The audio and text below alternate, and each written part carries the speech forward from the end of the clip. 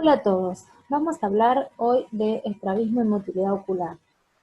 Soy la doctora Cecilia De Feo de la Cátedra de Oftalmología y la finalidad de este teórico es que ustedes puedan abordar este tema de una manera más amena.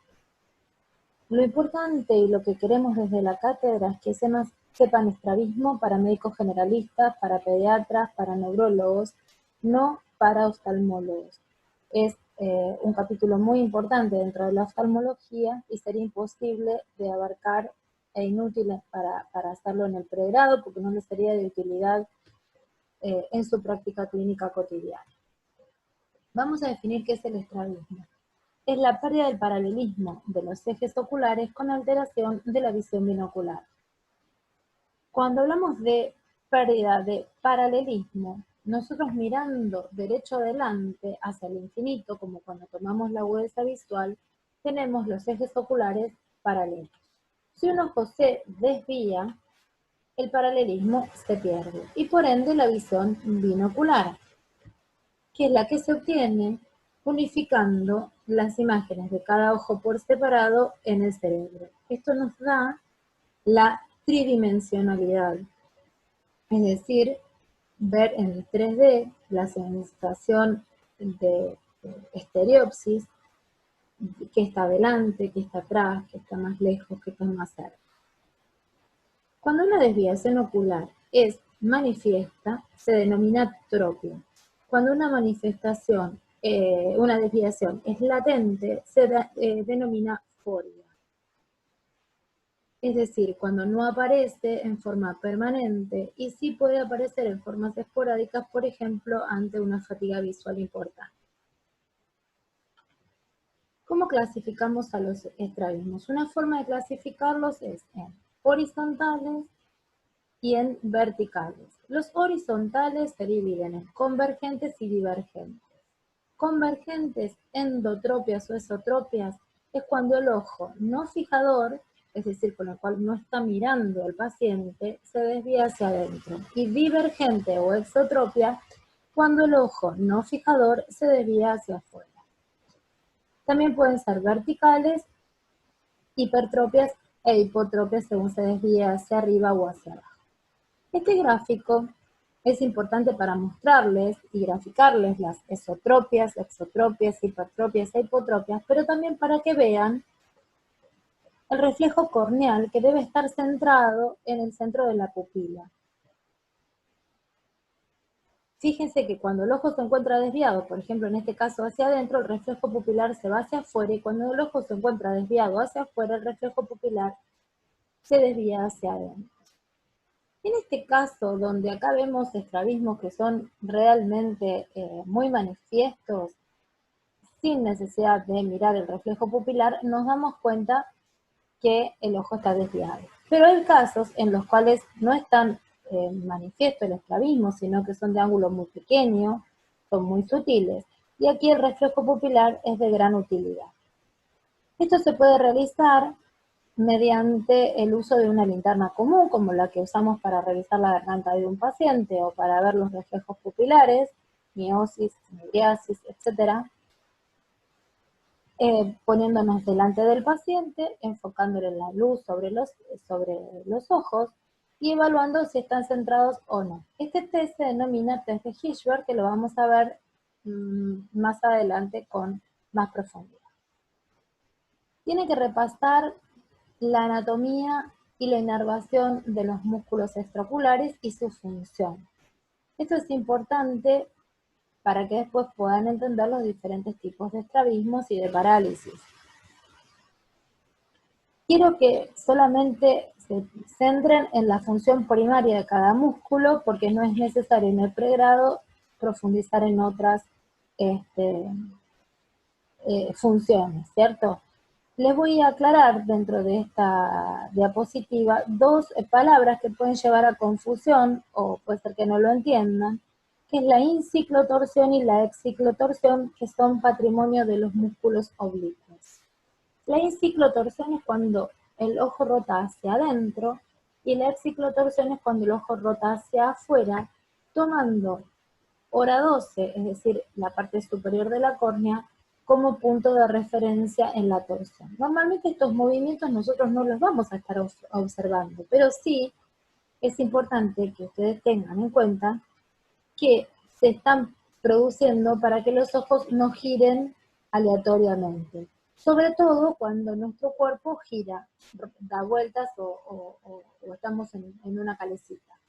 Puede aparecer movimientos de ciclo de oxiciclotorsión en los nistagmos rotatorios cuando hay trastornos bulboprotuberanciales importantes. Esto se da en pacientes por lo general que tienen trastornos importantes del sistema nervioso central. Acá tenemos un gráfico de los músculos extraoculares para que vean cuál es su localización, el trayecto, la inserción de los mismos. Con respecto a la inervación, un consejo es que los traten de agrupar. La mayoría están inervados por el tercer paro motor ocular común. El oblicuo mayor está inervado por el patético o cuarto par craneal. Y el recto externo o recto lateral va a estar inervado por el sexto par craneal o motor ocular externo. Vamos a hablar un poquito de las leyes de la motilidad. Para que cada movimiento ocular exista, tienen que existir un par de músculos con acción opuesta o antagónica. ¿Qué quiero decir con esto? Tomamos un ejemplo. Si yo voy a mirar hacia la derecha, el recto externo de mi ojo derecho se contrae y se va a tener que relajar el recto interno de mi ojo derecho, porque si no el músculo quedaría en posición primaria de la mirada. No existiría ningún movimiento posible. De aquí a que se desprende una ley que es la ley de Sherrington o ley de la inervación recíproca, que para que cada movimiento ocular se lleve a cabo, debe contraerse un músculo y relajarse su antagónico. Otro concepto importante que les quiero dejar hoy es el de fusión. La fusión es un fenómeno sensorial que permite integrar las imágenes de cada ojo por separado como una imagen única en el cerebro. Para ello, los músculos de un ojo deben actuar en forma conjugada con los músculos del otro ojo. Por ejemplo, si nosotros queremos mirar nuevamente hacia la derecha, se va a contraer el recto externo de mi ojo derecho y el recto interno de mi ojo izquierdo. Estos dos músculos son yuntas y obviamente relajarse sus antagonistas. De aquí se desprende otra ley muy importante que es la ley de Ferin o de la correspondencia motora, donde la cantidad de impulsos nerviosos que llega a un músculo debe ser exactamente igual a la que llega a su yunta para que el movimiento ocular, sea simétrico. De los movimientos oculares también tienen que recordar estas definiciones, que es posición primaria de la mirada, que también la van a encontrar escrita como PPM, es la posición de la mirada con la cabeza mirando derecho adelante o al infinito. Las ducciones, que son los movimientos oculares, considerando cada ojo por separado, y las vergencias, que son los movimientos oculares bilaterales y conjugados, que son las 9 posiciones de la mirada, más la convergencia y la divergencia. Acá tenemos las 9 posiciones de la mirada, donde tenemos que evaluar los dos ojos, acá grafiqué uno solo, y vamos a ver elevación, elevar hacia afuera, ir hacia adentro, ir hacia abajo y hacia adentro, ir hacia abajo y hacia afuera y hacia arriba y afuera. Esto es importante que lo testeen para ver si excursionan bien ambos ojos. Los movimientos binoculares o versiones son movimientos que se hacen en forma conjugada, la dextroversión hacia la derecha, levoversión a la izquierda, supra e infraversión arriba y abajo. Después la convergencia, que es cuando los dos ojos van hacia adentro, en ese caso es para la mirada próxima, cercana, por ejemplo en la lectura, y la divergencia, que se produce desde la convergencia hacia posición primaria de la mirada. ¿Cómo diagnosticamos un estrabismo? Lo abordamos como cualquier paciente clínico.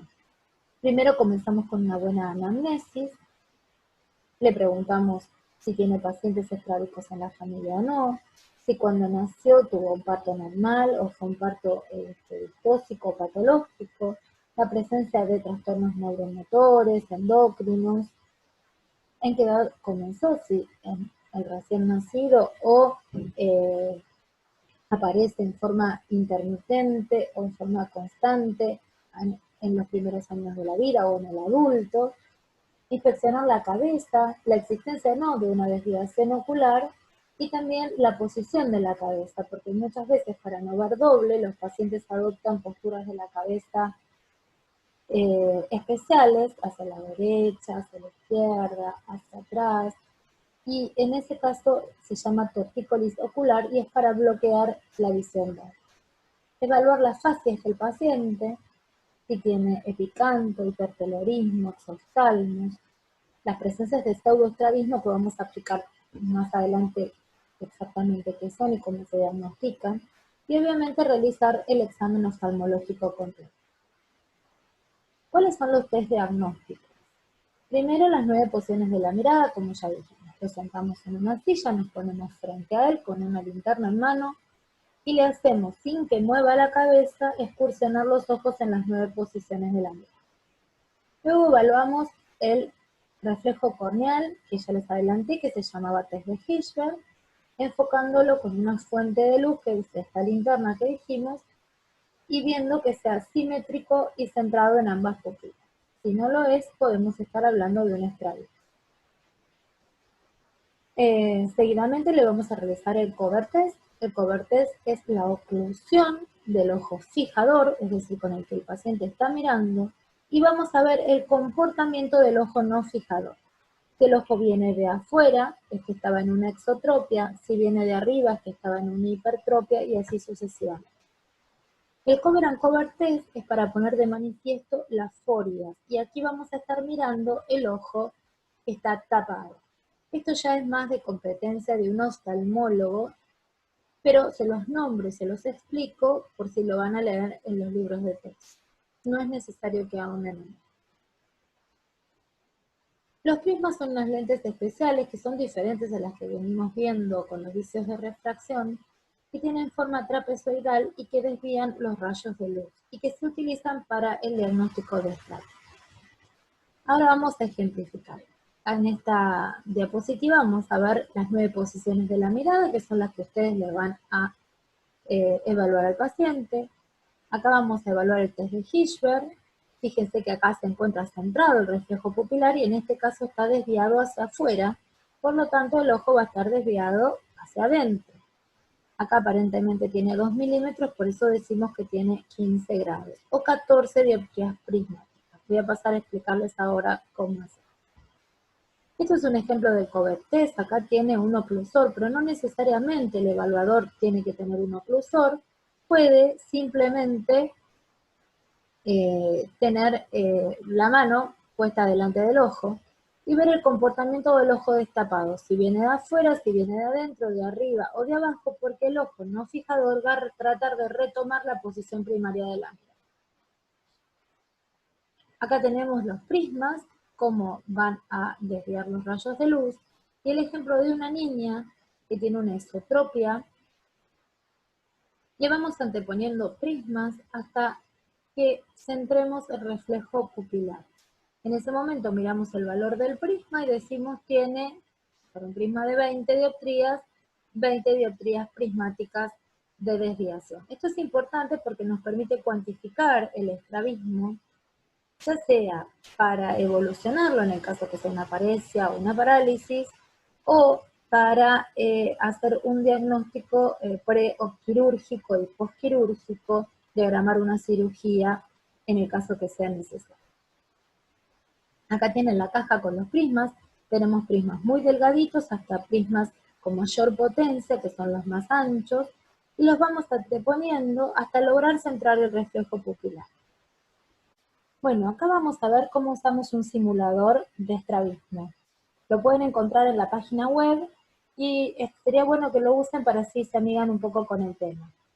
Vamos a simular que este paciente tiene un estrabismo en el ojo izquierdo, una exotropia de 45 dioptrías prismáticas. Ahora vamos a ver cómo llegamos a él. Lo primero que le vamos a hacer es el reflejo corneal, y vamos a ver que en este ojo, que es el ojo fijador, está centrado en el ojo derecho, y en el ojo izquierdo vamos a ver que el reflejo se encuentra prácticamente en el limbo esclerocorneal. Vamos a usar el cover test, ocluimos el ojo fijador, y ustedes fíjense que el ojo izquierdo intenta retomar la fijación, es decir, viene de afuera hacia adentro. Lo volvemos a repetir para que lo vean nuevamente. Ahí está el ojo fijador, el ojo no fijador, pongo el oclusor y fíjense acá cómo se centra el reflejo nuevamente porque el ojo retomó la fijación. Ahora yo quiero saber cuántas dioptrías prismáticas tiene este estrabismo, entonces utilizo los prismas, que es el test de Krinsky. El prisma siempre lleva el vértice para el lado de la desviación. Como la desviación es hacia afuera, el vértice del prisma va a estar hacia afuera, la parte más finita. Lo antepongo al ojo y fíjense que el reflejo se reposicionó, pero no está centrado. Quiere decir que todavía no llegamos al valor de este estrabismo. Si tuviéramos una caja de pruebas, este es un prisma de 20, como ven, si tuviéramos una caja de pruebas, tomaríamos otro prisma de la caja. Para ahorrar tiempo vamos a utilizar un prisma de 45 dioptrías, lo antepongo al ojo y fíjense cómo el reflejo pupilar se encuentra nuevamente centrado. Entonces ahí me doy cuenta que este era una exotropia del ojo izquierdo de 45 dioptrías prismáticas. Espero que lo usen y que les sea de ayuda y que les sea claro. Ahora vamos a hablar de las leyes de sensorialidad. Para que las imágenes de cada ojo puedan integrarse a nivel cerebral y verse como una imagen única, es necesario que caigan en la misma zona de la retina, puntualmente en la fóvea, que es la zona de mayor visión y de mayor discriminación de la agudeza visual. Si un ojo se encuentra desviado, el ojo que fija va a caer la imagen en la fóvea y en el ojo que está desviado va a caer en cualquier otro sector de la retina. Entonces se pierde la binocularidad. Gracias a la binocularidad, como dijimos anteriormente, tenemos la estereopsis y la visión tridimensional. Es importante recordar que la visión se desarrolla madurativamente hasta los 5 o 6 años de vida, con el estímulo neurosensorial. A medida que las retinas y la vía óptica es estimulada, vamos desarrollando la visión madura que vamos a tener de adultos. Un bebé recién nacido, un niño de 2, un niño de 4 y un niño de 6, y un adulto no ven lo mismo. El niño de 6 probablemente sí vea lo mismo que el adulto. ¿Qué ocurre si esto no pasa? Por ejemplo, que tiene un vicio de refracción alto el paciente, o que tiene un estrabismo, o tiene una catarata. No llega el estímulo visual a la retina y no se desarrolla la visión de ese ojo. Entonces se convierte en un ojo vago o amblíope. ¿Qué quiere decir? Que va a tener una visión precaria o rudimentaria, sin causa orgánica, y que después, si después de los 5 o 6 años de edad nosotros queremos corregir esta causa, por más que le saquemos la catarata, le revisemos el ojo, le pongamos el anteojo, ese ojo no va a ver. De ahí la importancia del diagnóstico precoz de estos casos en la infancia. Si es necesario darle un lente, una catarata, operarla lo antes posible, es prácticamente una emergencia, o en el caso de un estrabismo, primero tratar de estimular el ojo para que vea, penalizándolo, y después haciendo una corrección quirúrgica de ser necesario, para que ese niño de adulto pueda tener una buena visión y no una visión pobre o muy rudimentaria. También es importante decir que la retina se desarrolla madurativamente en los 6 primeros meses de vida posteriores al nacimiento, en un niño de término, ¿cierto? Esto es muy importante tener en cuenta, porque los recién nacidos, puede ser que en determinadas ocasiones, cuando intenta fijar, por ejemplo, en el amamantamiento, puede ser que un ojo se desvíe o que no logre una buena convergencia. Y esto puede ocurrir hasta los 3 meses de vida, ¿sí? Es por falta de madurez neurosensorial. Más allá de este lapso, esto es algo patológico. Pero también tienen que tener en cuenta que si un chico nace con los ojos desviados en forma permanente, eso no, es un estrabismo y no es falta de madurez, ¿no?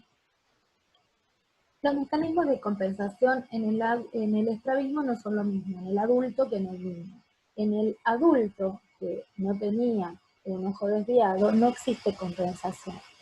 Ocurren dos eventos, la diplopía, que es la visión doble, en este caso les dibujé una mano que la ve como duplicada, que puede ser más espaciada cuanto mayor sea la amplitud del estrabismo, o la confusión cuando ven dos objetos superpuestos. En cambio, en el niño no presenta ni diplopía ni confusión, hasta los 5 o 6 años. El cerebro del niño suprime la imagen del ojo desviado. La suprime primero en forma transitoria, pero este escotoma de supresión puede ser permanente si pasamos los 5 o 6 años de vida y no corregimos la causa.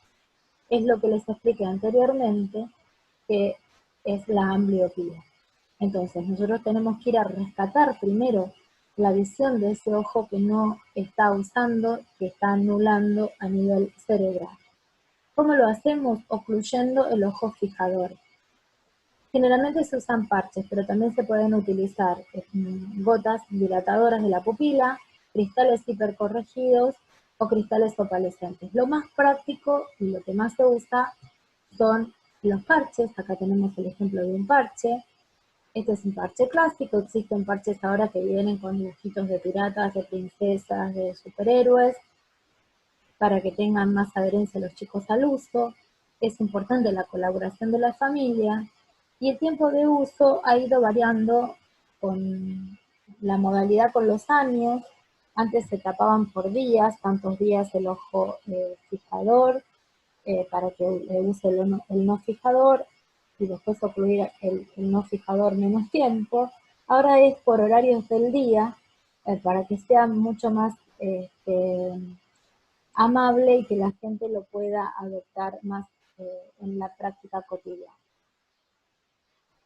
Otra clasificación de los estrabismos es en comitantes e incomitantes o paralíticos. El comitante es aquel estrabismo que cuando le hacemos las 9 posiciones de la mirada, el ángulo de desviación siempre va a ser constante. En cambio, el incomitante o paralítico, cuando nosotros le hacemos las 9 posiciones de la mirada, va a ser un ángulo variable. ¿A qué me refiero con esto? Si yo tengo una parálisis del recto externo del ojo derecho, cuando miro a la izquierda, el ángulo va a ser 1. Y cuando vaya a mirar a la derecha, este ojo funciona bien y este no lo hace. Entonces ahí estamos en presencia de un ángulo variable. Los estrabismos comitantes o de ángulo constante se dividen en esenciales y en estrabismos sensoriales. No es necesario que ahonden en esto y que profundicen en esto, porque realmente no es importante para la práctica de un médico generalista, que es lo que apuntamos a formar en la Universidad de Medicina. Si alguno después va a seguir oftalmología y oftalmología puntualmente, bueno, lo va a hacer. Pero realmente no es necesario que tengan este concepto, solamente su existencia y saber diferenciar. Acá refrescamos un poquito, normalmente si estaríamos en el aula, hablaríamos de las esotropias, que ven, que no ven, cómo nos estaríamos manejando, pero bueno, la dejé esta imagen para mostrarles que este ojo es el ojo fijador, este ojo no es el ojo fijador, y tiene, fíjense, el reflejo corneal, entre comillas, prácticamente en la esclera. En este caso, cualquiera se da cuenta que tiene un estrabismo. Este caso es más sutil. Fíjense, este es el ojo fijador, está centrado el reflejo en la pupila, y en este caso está desviado hacia adentro. Por lo tanto, el ojo está hacia afuera. Es una buena forma de darnos cuenta rápidamente. En los casos más sutiles es donde está el desafío diagnóstico, sobre todo en las personas que no hacen estrabismo, ¿no?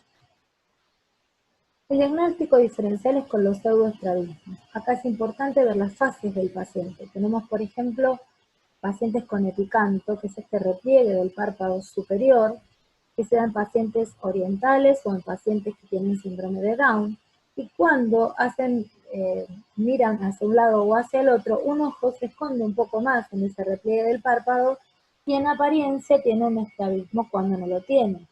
El desafío es cuando un paciente con epicanto también tiene un estrabismo. ¿Cómo hacemos para hacer el diagnóstico diferencial?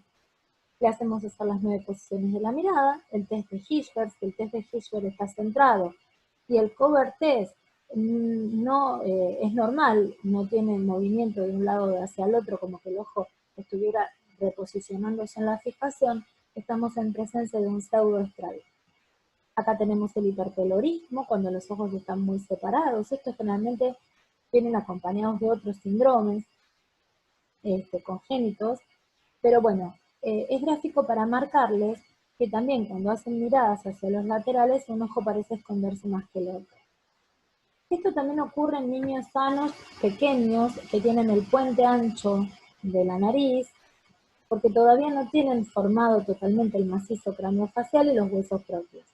Entonces muchas veces los papás vienen con esa duda diagnóstica y es un niñito de meses y dicen, me parece que desvía el ojo, y cuando empezás a interrogar te das cuenta que lo que les está pasando es que todavía no tienen desarrollado bien los huesos propios, y el diagnóstico diferencial lo hacemos con los mismos 3 test para decir que es un pseudoestrabismo. Estos son los estrabismos comitantes o de ángulos variables, que quizás son los que más se van a encontrar en su práctica cotidiana como médicos generalistas. Vamos a abordar acá la parálisis del tercero, del cuarto y del sexto par craneal. El tercer par craneal afecta al recto superior, al recto medio, al recto inferior, al oblicuo inferior, al elevador del párpado superior y al constrictor de la pupila. Recuerden que el tercer par lleva fibras parasimpáticas y que se ubican estas en la periferia del tercer par. Y eso es muy importante, este relato anatómico, para poder diferenciar los tipos de parálisis del tercer par. Obviamente, al llevar fibras parasimpáticas, provoca miosis. Y si se paraliza, el ojo va a estar en una midriasis fija. Es decir, por más que lo iluminemos, esa pupila va a quedar midriática. Cuando todas las ramas del tercer par están afectadas, vamos a tener midriasis, desviación del ojo hacia afuera y hacia abajo. ¿Por qué? Porque los dos músculos que están funcionando son el recto externo y el oblicuo mayor. Acá tenemos una niña con una parálisis incompleta del tercer par, donde tiene una ptosis incompleta. Recuerden que ptosis es cuando el ojo, el párpado, ocluye más del tercio superior de la córnea. Si ocluye más del tercio superior de la córnea, estamos hablando de ptosis. En este caso es incompleta con la desviación del ojo hacia afuera y hacia abajo. De ser completa, el paciente vendría con el párpado totalmente caído.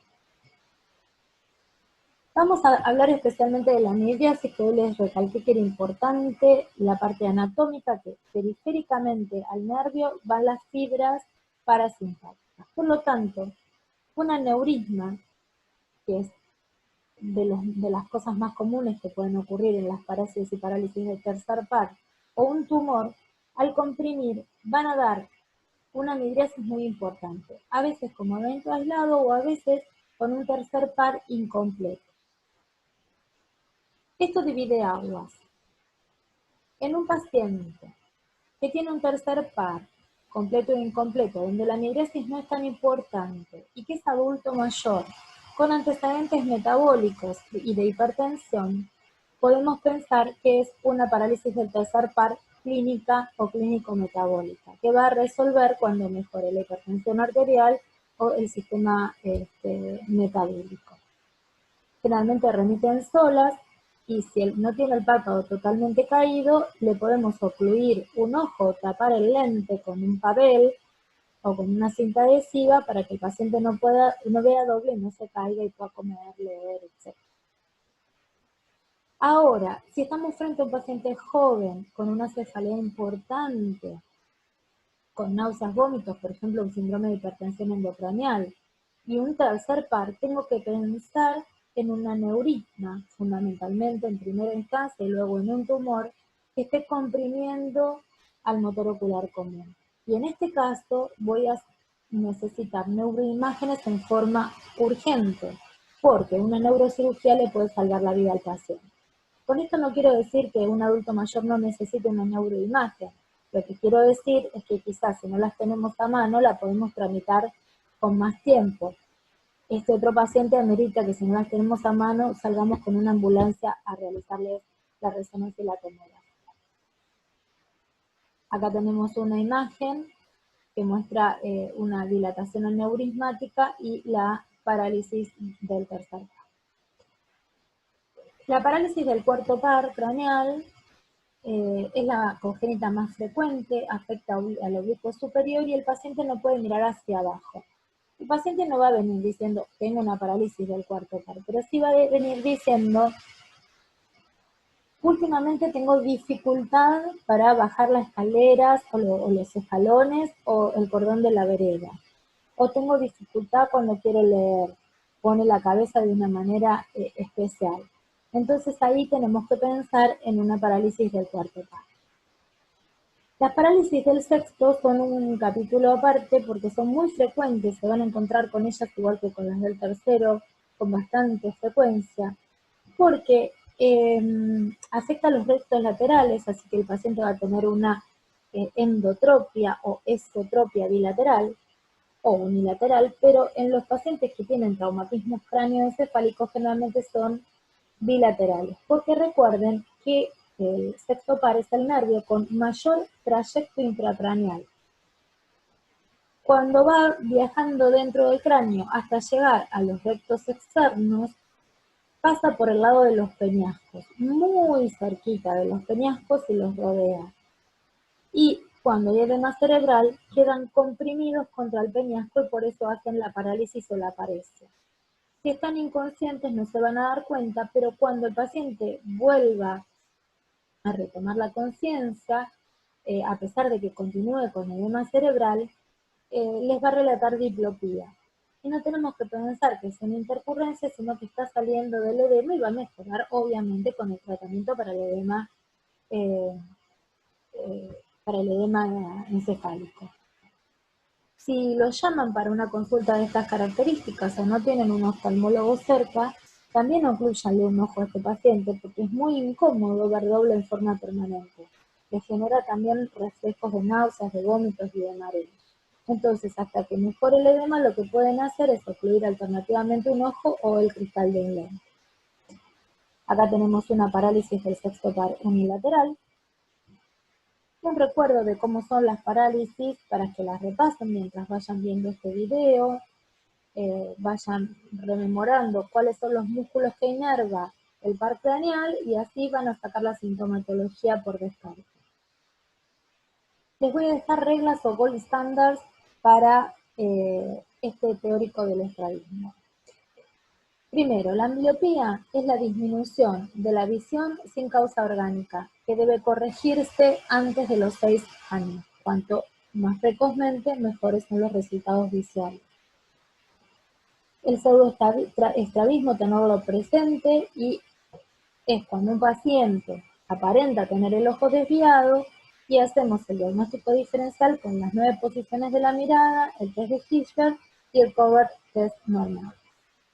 Los estrabismos incomitantes son cuando tienen ángulos de desviación variable en las distintas posiciones de la mirada, y los comitantes son cuando tienen un ángulo estable en las distintas posiciones de la mirada. El tratamiento del estrabismo puede ser médico. Primero, en un niño, ir a rescatar visualmente ese ojo, hacer que recupere función con la penalización, con los parches, y después pensar en un tratamiento quirúrgico o en el uso de lentes de corrección, porque existen muchos astigmatismos asociados a la hipermetropía, por ejemplo. El estrabólogo verá cuál es cada caso, si es quirúrgico o no lo es. Y en el caso de hacerse cirugías, lo que se hace es retroponer o reseccionar alguno de los músculos afectados. No me parece importante ahondar en esto porque esto es más de la especialidad y no para un médico generalista. Y recordar que un niño recién nacido puede tener desviaciones intermitentes cuando intenta fijar, que generalmente no van más allá de los 3 meses de vida y que es por inmadurez neurosensorial. Esto es muy importante porque muchas veces les van a preguntar como pediatras o como médicos de familia cuando llegan recién nacidos y están todos los padres, sobre todo los primerizos, con todas las dudas. Vamos a hacer 2 casos clínicos juntos. Si estaríamos en el aula, los resolveríamos con preguntas y respuestas, con un contrapunto, pero bueno, acá los voy a ayudar a pensar y a desglosar la pregunta. Caso número 1. Usted es un médico generalista en un pueblito alejado de una ciudad importante en La Pampa. Le traen a la consulta a un niño de 2 años diciéndole que creen que a veces desvía los ojos. ¿Qué examen primario le practica para ver si desvía los ojos? Le tenemos que practicar las 9 posiciones de la mirada, en el caso mostrándole algún objeto que no tenga sonido, o la misma luz porque le llama la atención, hacer el test de Hirschberg y el cover test. Si estos son normales, el paciente no tiene un estrabismo. Esto está respondiendo a la pregunta número 2. Si no lo hace, ¿cuál es un diagnóstico? Un pseudoestrabismo. El segundo caso clínico es, usted es pediatra, le traen a un niño en consulta de 9 meses, y siempre los hice estos casos clínicos pensando que no tienen un oftalmólogo cerca, que no están en una ciudad donde vaya un oftalmólogo todos los días, por ejemplo. Los papás manifiestan que el niño tiene una desviación de ojo derecho permanente y que otro pediatra le dijo que era inmadurez y querían otra opinión. ¿Qué piensa usted del diagnóstico? Acá tienen que pensar, 9 meses y permanente no van con inmadurez. Dijimos que la inmadurez se podía dar hasta los 3 meses, ¿sí? Y que no es permanente, es en determinados eventos. Entonces, ¿qué opina usted del diagnóstico? Que este niño tiene un estrabismo, porque cuando decimos desviación permanente es estrabismo. ¿Qué le sugeriría a los padres? Que hagan una consulta con un oftalmólogo. ¿Para qué puse estos 2 ejemplos? Porque muchas veces ustedes van a ser la primera barrera de contención de estos padres y van a tener que saber dirigir la consulta. No es necesario que como médicos generalistas sepan lo que tienen, todas las especialidades, pero sí dirigir las consultas en forma correcta. Entonces a estos papás, si no tienen un pediatra, un neurooftalmólogo cerca, es necesario decirles que lo busquen.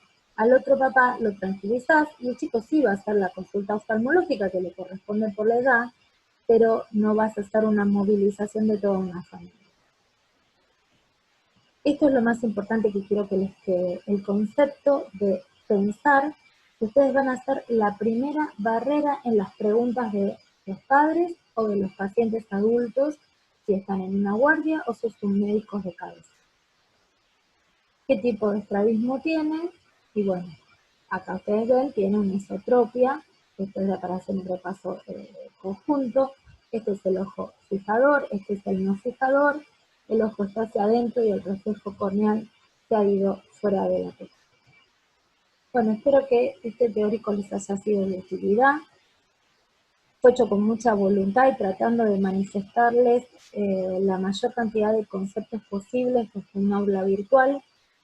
Espero que se cuiden, que sus familias y ustedes se encuentren bien y encontrarnos desde la presencialidad en breve y saliendo de esta pandemia lo más exitosos posible.